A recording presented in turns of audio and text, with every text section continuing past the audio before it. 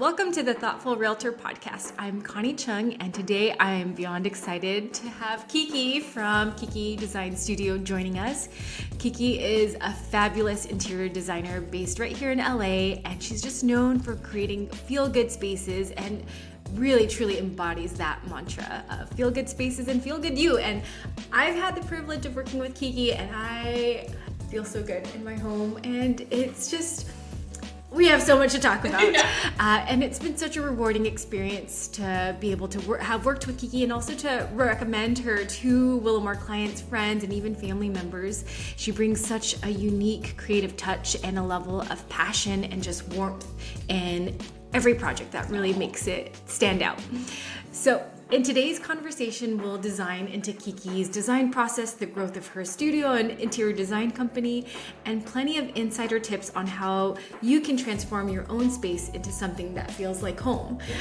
And so whether you're planning a major renovation or just looking for inspiration, you're going to love what Kiki has to share. So let's get started, Kiki. Thanks for having me, Connie. Yeah. I'm excited.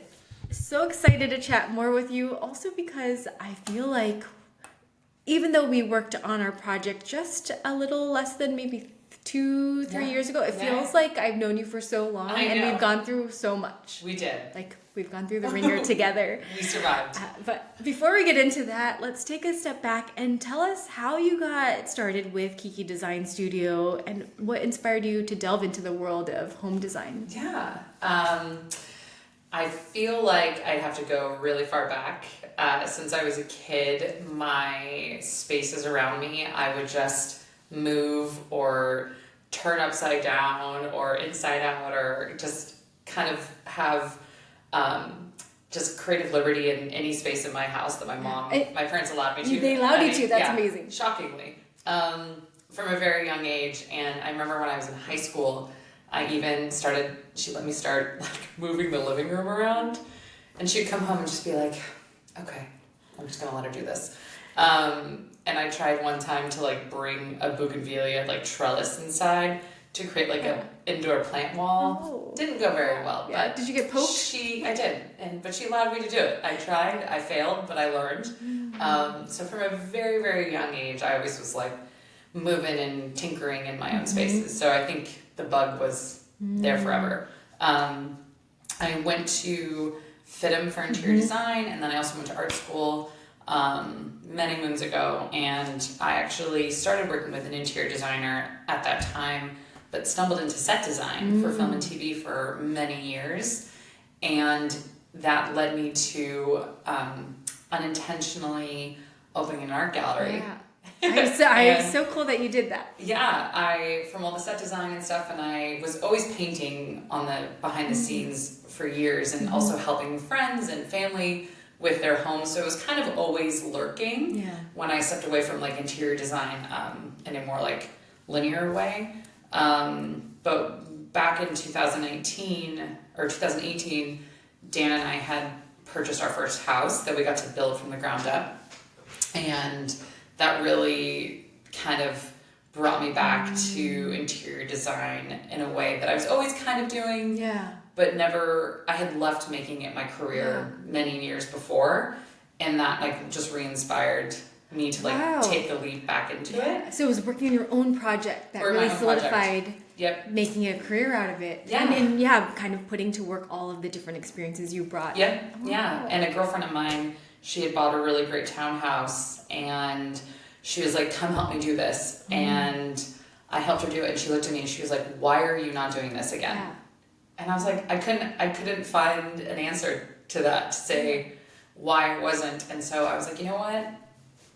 Screw it. Let's see what happens. And I felt like all the pieces just kind of fell into place over the last almost 5 years. So since I relaunched it, or launched it, period. That's amazing. You've been in business for only 5 years. Yeah. It is kind of crazy. It is, all these different paths I've tried, they were really great. I had so much experience, but it's kind of funny when they say that when it's meant to be, it kind of just happens and things just flow naturally in the direction. I feel like that happened with this career, that the minute I recommitted myself back to this, everything just kind of happened. I didn't have to force things into place, and I've obviously had to work very hard to get here, but it was a natural path instead of a stop doing this, turn around, go the other way. That's a really good feeling, because then you're working in your superpower, where it's okay, it's going, and you're just riding that momentum, and of course you're working so hard at it, but the growth is just so natural because it's so in your wheelhouse. It's true. Yeah, it was kind of wild, and then at one point I kind of just had been holding onto the reins, trying not to stay on. So well, okay, Kiki now, and looking back, is there anything that maybe just like, oh, you were so naive about that when you started, or like some things that you tried out and you're like, nope, that's not the way to go? Yeah, I feel like, gosh, what would be naive? I think oh my gosh, how could my brain is like firing in a million different ways. I'm like, where am I going? Where do you want to take this? Yeah, I'm like, where am I going? I think the one thing that getting back into this was how much research and intention goes into a design, and how many hours really go into the preparation of presenting a design, or your thoughtfulness, or like really trying to tap into the creativity. That is so much of the work. That if you don't spend enough time really trying to focus on that, I feel like then the rest of the process you're kind of chasing the design.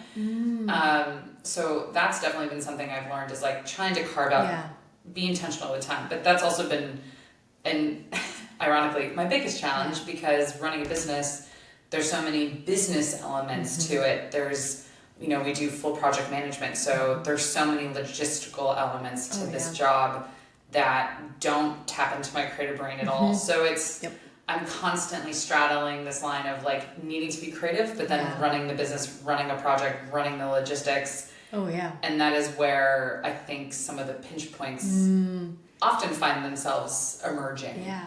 But that's when, you try to build a team to help you. Yes. So I can totally relate to that. Even just running a real estate company and brokerage, where you have to tap into that creative marketing side of marketing the brokerage, and also our listings and our properties. And then you have to switch to the project management side, or the just the tactical, or the kind of client facing. So it's all the different brains and hats you have to wear. But sometimes the hard part is switching. Yeah. And I'm definitely a creative first. I'm a people person first. So those are that's my strength. That's my wheelhouse. And so that has been the greatest learning lesson done in this career so far, is learning how to project manage and learning how to keep things on track, on budget, on communication, all those things. So I think those are my two biggest pinch points. Well, for our home, I know we hired you because there were a couple homes or rooms that we wanted to sort of solidify, but mainly a big part was that project management piece, which I know is not the number one in why you hired an interior designer, but it was so critical because you were really the liaison between us and our contractor. You helped kind of move things along.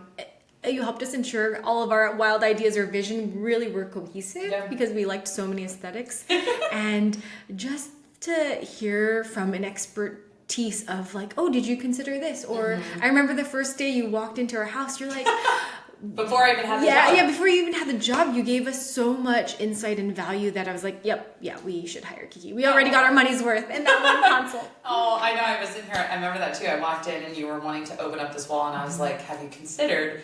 And I was like, I just told them so many ideas. I hope that I didn't overwhelm them. So it worked out. It definitely gave us an insight of like, okay, that's how Kiki works. She's so collaborative, so generous in sharing her insights. And I really love that approach, because I feel like I do the same. It's, our jobs is really, at least my job I see, is to give folks information and help them make the best decision. Totally.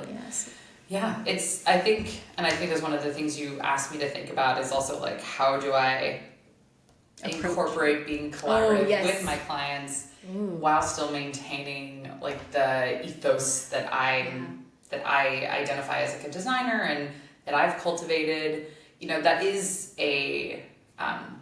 There is a fine line to that, and you see a lot of these more established designers who, if you go to them, you very clearly know what you're getting. Like that's why you seek that designer, and hopefully you seek that in general, even if they aren't a super seasoned or famous designer, you're still approaching someone because you like what they do. So I think when it comes to clients, when they find me, I hope that there's a reason of like, they like that I'm a little bit more funky, or I'm down for weird stuff. I don't love things to be perfect, and I'm down. I love color and clashing and finding spaces and things that aren't delicate. And so I hope that that's at least the baseline. Yes. And then from there, you know, that's what, going back to like a lot of the pre-legwork of like a design, is really having so many conversations with people ahead of time, being like, what do you hate?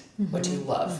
What is an absolute? What is the thing you never want to see from me? Like, you know, those initial brainstorming conversations, I think, help work through all that. And I think part of my job and why people want to hire me or a designer is that my job is to take all the things you say and all the things you show me and all the things you love and textures or inspirations, and then I end up becoming the funnel, right? And hopefully what I funnel out is something that you're like, yes. Yeah. So, you know, I think it's funny, the balance of hearing like, you guys specifically really loved mauve and green, and you were like, we really want this again. Like, we really want to see this incorporated. So I was like, okay, cool. How do we, knowing that those are two very important elements for them, how do we find that? How do we incorporate those without like oversaturating your house? Because your house had like a very light heart, you know, in its soul. It feels like this place needed pops of that versus like being fully saturated. So I think it's finding that balance. Definitely, because there's so many times where you'd show us things and I'd be like, oh, can we have that in mauve? And it was like, Connie, not everything needs to be mauve, olive, or mustard. Yep, exactly. But I didn't realize how much I love that. You too. And you, I think, really found ways for it to shine and be the moment in each space. Like your butler's pantry and the bathroom, right? That little cubby world, because it's also like tucked away. So it feels like very much its own little section of the house. Yeah, well, I love your design because it does push the boundary a little bit, and I aspire for that. But I do remember in times when we were working on our home design, sometimes I'd be like, ooh, but I don't, I love it in theory, but can I, is that too much for our own home? Yeah. Do you get that from clients? Yeah, I know I'm working on a few projects right now where that has been, there's one project I have where they're like, okay, maybe we weren't as loud as we thought we were. Yeah. And so it's pulling that back. And then I have another client who's like, give me more. Ooh. And I'm like, oh my God, I thought that this was, I thought we were already at an 11. Oh, wow. Let's take it to a 20. Okay. So it's, I'm in two different current projects where I have two different clients who want me to do the opposite. Yeah, that's so funny. And I think that's what makes you so great and talented, is that you are able to really take that feedback and work with it, and that's what makes such a successful client dynamic. Yep, exactly. I agree. Hopefully it comes across. Because I feel like in being the design professional, I imagine you have to constantly be ahead of some of these trends too, or even be setting your own trend, or forgetting the trends. How do you find inspiration and synthesize everything? Yeah. I feel like I'm gonna be so cliche in a way, but like, I love Pinterest. It is like my dirty little book, if you will. Like, it's just so aspirational. You can see like anything. You could type in the weirdest thing, like purple carpet ceiling, and something will come up. Someone in the world has done something so cool and weird and different, and I feel like it is such a great space to look for anything. I do not like that they've become so ad heavy. Come on, Pinterest. I know. You gotta change that. But it's still the go-to. It's just so great. Like, even in conversations when I'm in clients on the fly, I'll be ideating and I'm like, ooh, and then I'm like, wait a minute, I'll find it. Hold the phone. And I'll literally pull up my phone and like scour Pinterest for like click to find what I need. And I'm like this, and they're like, oh. Yeah. So it's such a great tool for me to find some inspiration. And obviously Instagram, I follow some really cool people. It sounds like Pinterest. It's so great to be able to visualize your thoughts. Yeah. Because you can easily find it. Someone has done the work, or, has put it out into the universe. Something like that I'm like, we'll take a little bit of this, but we're going to infuse a little bit of this, and just trust me. Please trust me. Like, totally. But for trends, though, trends are tough. And I feel like I don't like to follow trends. I feel like a lot of people will say that or try and follow that. And I think that's really important.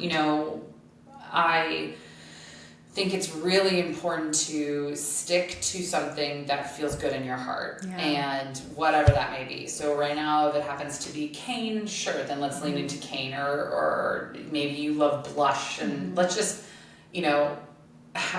let's lean into those textures or those color tones. And then, to go back to the top of like my job is like, how do I give you those things without it feeling trendy or without you getting bored of it? Yeah. Because that, I feel like everyone in the world in real estate can look around and see, like, from 2010 to 2020, all across the country, it was a white box modern farmhouse. That was the build. That is still the build. Like, fixtures. It is just, it is a architectural aesthetic of a time period.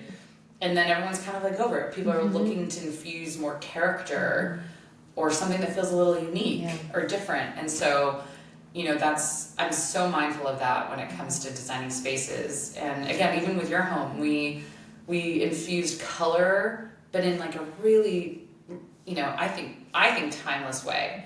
I haven't been in here in a minute, and I'm walking around and I'm like swooning, and I'm like, oh, it's still so good. It doesn't feel dated. It doesn't feel like it will become sad or old or boring or blah. It feels very elegant but playful, and that, like, I think that's like a fun way to try and find stuff. Definitely, especially in kind of a character home where this one, it's a Monterey Colonial built in the 1920s, and I know I already lean towards more modern, but and in some ways I feel like I was like, oh, should have retained, the smaller window panes or whatnot. But you also want to pay respect to the home's architecture while trying to freshen things up and make it fun but timeless, because you want to grow into it. And and I think you just nailed it. What you just said, it's like, my family also has a real estate background, and I geek out over real estate, and I always love watching what you're doing and your success. And it's so important to find a home that obviously works for you and your family, or for you or your partner or your loved one, whatever your situation is while you're purchasing or moving into a home or renting. But there should always be a part. I always tell people, like, even if maybe the exterior isn't your aesthetic, try to honor at least 10% of like some little bit. We don't want to, like you said, this Monterey Colonial, you don't want to all of a sudden go completely mid-century modern, or like harsh linear lines in here, black and white. It feels very disjointing. And from a real estate value, maybe, at least this is again coming from the perspective of a designer, but when you're thinking about resale, your curb appeal immediately sets people up for a certain kind of expectation, and then a disjointed interior. I don't know what kind of, you would have more experience with that, what kind of emotions or feelings people have if and when that happens, because you see a lot of that with like a lot of builder flips and kind of generic, restorations or stuff like that lose character. We definitely see it a ton, and it is a challenge, because sometimes you just want to go with the trends of like, oh, everyone just wants a clean, modern slate, but it loses that soul. And I do think that's where having a smart, hiring a designer, or just remembering, like, preserving, there is some like design element to just keep the soul in the home to some extent. Maybe it's 10%. And you don't have to break the bank to do that. Connie just found a really cool piece of art at a thrift store last week, she was saying, and I was swooning over it. And, you can infuse character in very affordable ways that don't have to be your, hard finishes, like a cabinet, your cabinetry, or like flooring or something. Like paint is like the best cheap friend you could ever have in your life, and there's peel and stick wallpaper. There's so many different affordable approaches to things, even light fixtures, You could find a really great local handyman and go online and find a light fixture that's really cool and swap out a light fixture. Like those are some small, easy ways to like look for character without having to like break the bank. Yep. Yeah. Well, yeah. Whenever we're getting a listing ready for the market, a couple of the basics are just giving a fresh coat of paint, because that can really transform a space. And then even just some light fixtures. That's what we did on our listing in Monterey Park, where they had the huge big ceiling fan ones, and just switched it with a simple drum that kind of even fits the aesthetic of the home. I apologize in advance if you hire me. I will always pull you away from a ceiling fan. I'm sorry. There are some nice ones. We did scout some for our Monrovia home that it's such a personal thing. That's where I'll lose a lot with clients, because I don't have to sleep in that room. Yes, I understand. Comfort is important. Yes, I know. I'm not a fan person, but Brian, I think you're not a fan of a fan. Yeah, I'm not a fan of a fan. Those are really great tips, because sometimes for the everyday homeowner, they just put all of their savings into buying a home. That the thought of hiring a designer is like the ultimate luxury, and sometimes they may not have that. I mean, even. It was a big stretch for us to hire one, and it wasn't even for the design. It was like for project management. Yeah, which ended up really being a bulk of our work. Yeah. You know, we worked through a couple, two contractors, and let's delve into that. Oh my gosh, yeah. Let's go. Yeah. Do we both have PTSD? Oh gosh. Yes. Sometimes I'm like, what's the next thing about that's going to pop up from our home? Yeah, thinking about our home renovation, there were so many good lessons learned, because Brian and I, we renovated a few homes, and this was definitely the biggest one. Huge. We basically gutted this thing. Yeah, which was so cool. Yeah. And also we were way over like in our heads or over our heads. There was a saying I remember listening to, and it was like, oh yeah, that was definitely me. It was like, be naive enough to start, but like determined enough to finish. And I felt like that was our mentality going into renovating this home. It was. For our listeners, Brian and I bought this home, and we actually started the renovation before even hiring Kiki, because I was like, we're just going to renovate a few bathrooms and the kitchen. We've done that before. And then it became, let's open this, let's try this. And our contractor, who I think was skilled in some ways, this definitely was also his biggest project. Yeah. And we kind of came to a head in many ways. Which led you to me. Yeah. Exactly. Actually, I hired Kiki to help manage this contractor. That was the reason. Initially, I mean, you guys did they came to the table with some amazing ideas that we just helped kind of refine, and we completely changed the kitchen. Mm-hmm. The original plan for the kitchen. Even our primary bathroom. Yeah. We changed the floor plan. The whole floor plan. Which I'm so happy we did. Yeah. It feels even bigger than what we were originally going to do, with your like shower tucked in the corner. Yeah, definitely. I think that's something for folks who are listening to know. Designer's not just about the finishes. It's really about the use of the space and the layout of it. Like that is so powerful. I could not agree with you more. I work with a couple contractors who hire me on for some projects, and one of my main purposes is to help with floor plans. And I geek out on floor plans because exactly like functionality, flow, logical placement of X, Y, and Z is so important, and oftentimes people just don't think about it. They're like, I have a box and I need a fridge, so fridge is there, and blah blah blah, here's this thing and that thing, and then no one's holistically thinking through it. And I think that's also the benefit, if you can, to hire someone like me, is that I'm thinking of I'm zooming out constantly on everything and making sure there's through lines. And it's the microscopic and the macro simultaneously. Yes. Yeah, it's a challenging task and skill, because there were times where what's going to be the lining in our tiles? What's a schluter? I learned all these fun key terms, like a schluter or a jolly, that is like the tile that kind of can also be the trim. Yeah. And it was so nice to just be like, Kiki, what do you think? And, just to lean on you as a professional to say here are the options. This is what we'd recommend. And it was like, yep, I do. I trust your instinct, because I know you're keeping in mind the big picture.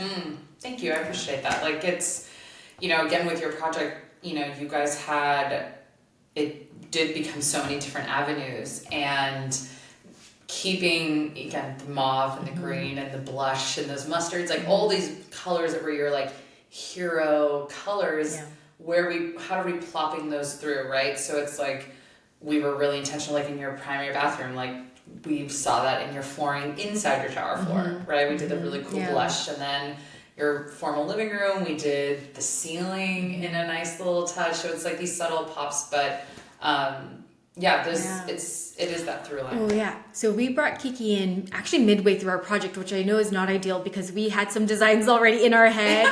We bought some tiles. We had a contractor. Yep. We ordered like our windows and doors.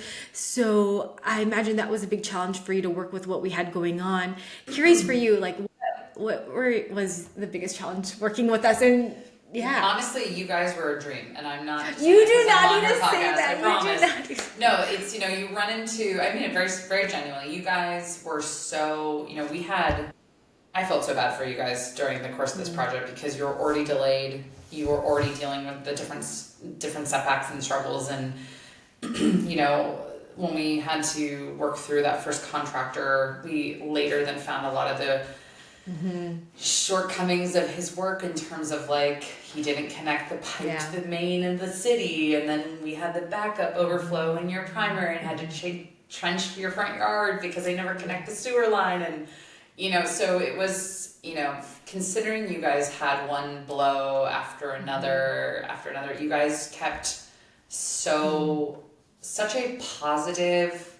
I'm sure maybe you didn't feel that way inside, but you were so like as zen as you could be through some real big trials and tribulations, which as someone who's running a project, that's the worst part of my job. Is delivering terrible information that is not only outside of my control, that I can't fix, that I can't make it better, and I can't make you not spend any money on this problem. So I basically have to just be the bearer of bad news. And then I'm also the person who has to help you navigate it. So it's a role where I hate wearing that hat, but I think that's another benefit of having somebody like me working for you, is that I can either work through those things on your behalf to maybe resolve without you having to financially take a hit or deal with it. It alleviates some emotional, mental burden of just, you have a family, you both have careers, you have a life happening outside of a renovation that it is overwhelming at a lot of points. So I think you guys, to sum that up, I think you guys are really great considering a lot of the stresses that came during the course of this project and the delays, and then, I hired a really great landscaper, and day one, his crew jackhammered the back patio slab, and a small ricochet hit your brand new patio doors you waited 9 months for. So, that was fun. That was a fun phone call. You're reminding me of all the things we experienced that I tried to black out from memory. That's true. They are for each project's hiccups are like permanently imprinted every project for the last 5 years. Everything that went wrong on any project I've ever touched is imprint. It's like, how do I never do that again? What can I do to never let that happen again?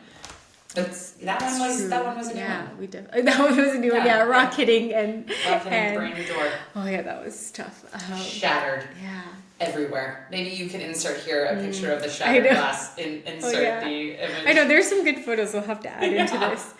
Yeah, I can hear you on that, just like that client interaction and the communication, because that is the toughest part. I can relate. Like we always prep our clients with like, there's going to be hiccups, especially in an escrow, and to sort of plan for that, but to know that they can lean on us to really be in it with them and to help problem solve and to just hold that emotional weight. Absolutely. And one thing I have people ask me all the time about getting into this industry and what they would, any suggestions I'd have. And I think one of the biggest things I actually tell them outside of being creative or design is you actually have to like working with people. And like, this is a customer service facing industry. Oh yeah.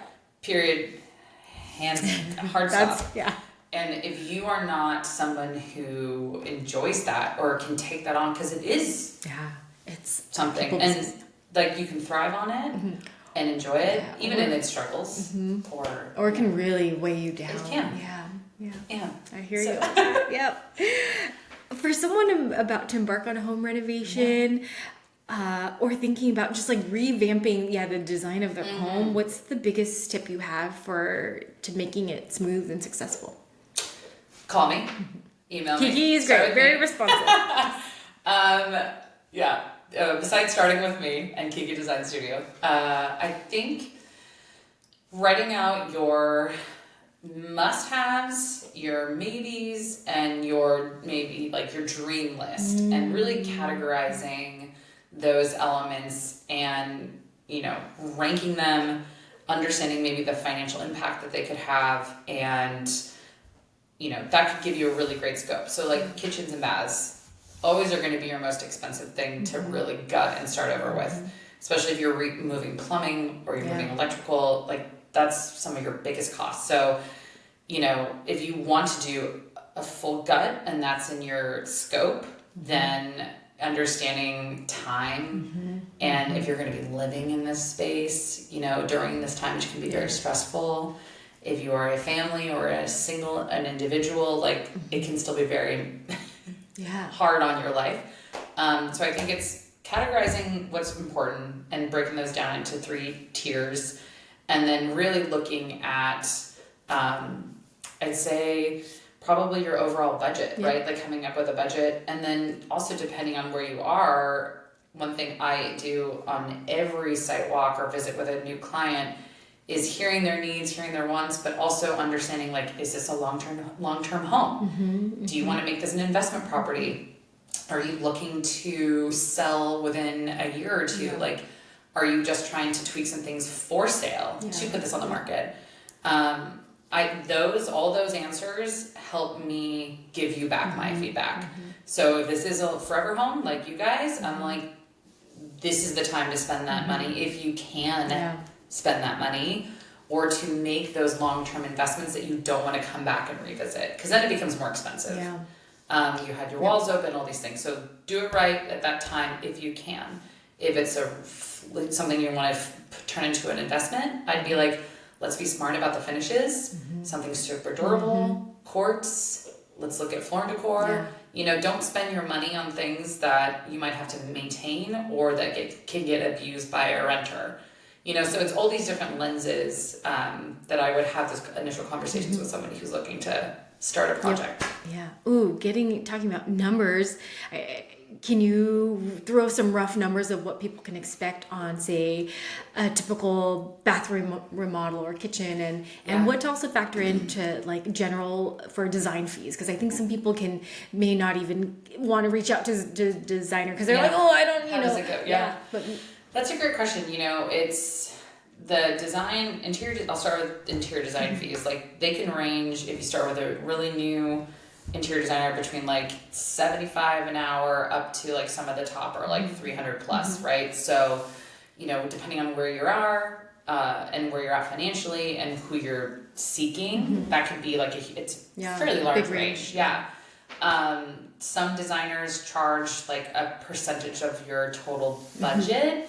Others do hourly. I do kind of like a hybrid of a fixed design fee and then a hourly to implement, like a project management thing. Because I've found now that the best seamless execution of a project is if we can help you start to finish. Because there's things get lost in communication, and it just really helps. You know, I would recommend anybody looking at that, like, you'd want to hire someone who can help you see it through and order everything and make sure things stay in time and do all the work for you. But in terms of cost for a bathroom, I mean, a tiny bath, I mean, you could be looking anywhere. Gosh, this is so hard because it depends what you want to do. Do you want to just paint and like change a vanity? Because then it's like, say you're doing the whole thing. A gut, like a primary bath. Where do you want to take me? Guest bath? Let's do a guest bath. Let's just say a middle. So let's say a guest bath. I'd say minimum you're looking at like, a low. If you could find a more inexpensive contractor and materials and stuff. 25 to 30, and then this guy's the one that, you know, you want to do marble on the ceiling, sure. You want to do that shaggy carpet ceiling that I found on Pinterest for you? No, I would say that's about right. Where my sister, my brother, and I are helping our mom revamp. She has a tiny. It's unfortunate because the bathroom in her room is the tiniest bathroom of the whole house, and it's the one that is going to be most used. It's a tiny space, and my brother graciously offered to help finance a good portion. And he's like, yeah, it's not going to be more than $15K. And I was like, no, you don't know. Things do add up. We're not, for our mom, we want to make it nice, but we're also not doing top of the line things. And the finishes really add up. Does. It's all the tiles, all the fixtures, and you want to do it right too. So I mean, if you're looking at, we both love Bedrosians. Yeah. They have great tile. They're probably average price points between $8 to $13 a square foot. You're looking at like a standard shower. You could be like $2,500 to $3,500 just in the shower tile. Yep. Yeah. That's it. Yeah. Just right there. Yeah, that's exactly. Yeah, we're doing, because our space is so small, we're tiling a lot of the walls too, just to really, And I took a lot of that inspiration from what you did to our home, so really excited for it. You shared this a little bit earlier. What would you say is kind of one thing you're really, like, one tip you have for folks when thinking, like, someone who's like, oh, I like nice things, but I don't think of design. Like, what would you say is like the essence of good design? God, I like that question. It's funny because I still, by the way, am a tinkerer. I just hung up a new gallery wall in my home yesterday, and I can't. You're still working on your home. Because when I had the gallery for a long time, like, I have so much art. I can't stop buying art. It's like an addiction. Mm-hmm. It's my addiction. Even like Goodwill, if I find this cool old print, it was like $15. Yeah. I have to have it. It's like my heart wants what it wants. Mm-hmm. So I'm constantly changing around, and I think that's really fun. Mm-hmm. Even though I come in and I help make things and set it and forget it, I never tell you like, don't touch this. Mm-hmm. This has to stay. Mm-hmm. Like, I think design is that middle ground of like, you putting, like when I walked in today, I said, if your home feels so lived in, and that is like a dream, like I want to help make a space for someone, but then when I like hand over the keys, it's fun to see how like you need to make your touch on it. Like I don't, it shouldn't, your home should never look like a magazine unless I'm photographing it. And then that's just for a moment, but I think what makes design special or unique is just those little touches, like that piece of art you found. Like no one has that. Or maybe 5 people do if it's a cool print, but you will never know.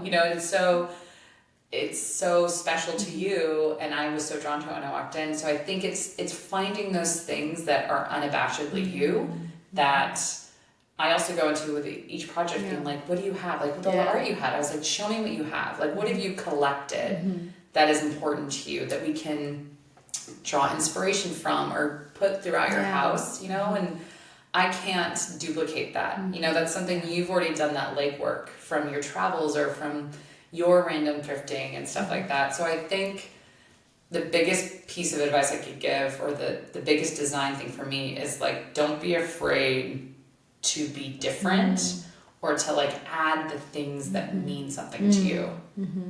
Because that's what sets you apart from like the box, the cookie cutter, and I love Target for what it's done with like approachable design. I think design has become really like Home Goods, only stores that have approachable ways to access design. You can still go there, but it's like, how do you put it throughout your home that doesn't feel like someone, like everyone else has it? Yep. So I think does that answer?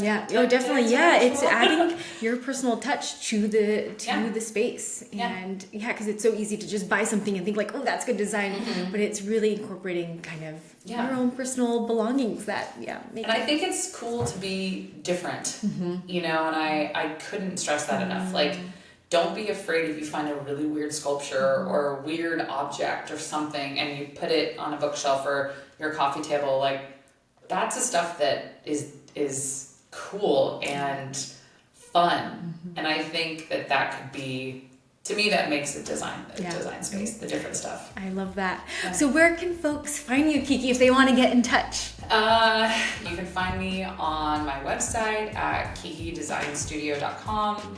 On Instagram, which is Kiki_Design Studio, or through Connie and her team at Willamar.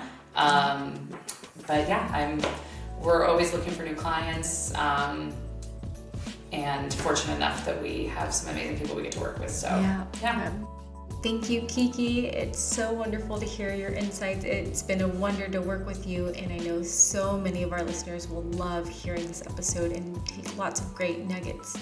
And that concludes another episode of The Thoughtful Realtor. You can find us at willamar.com or on Instagram at Thoughtful Realtor. Let us know what design inspiration you took from this episode. I know I took a lot. If you haven't already, please hit that subscribe button, share this episode with a friend, or leave us a review. That would mean the world. Thank you so much for listening in, and until next time, bye.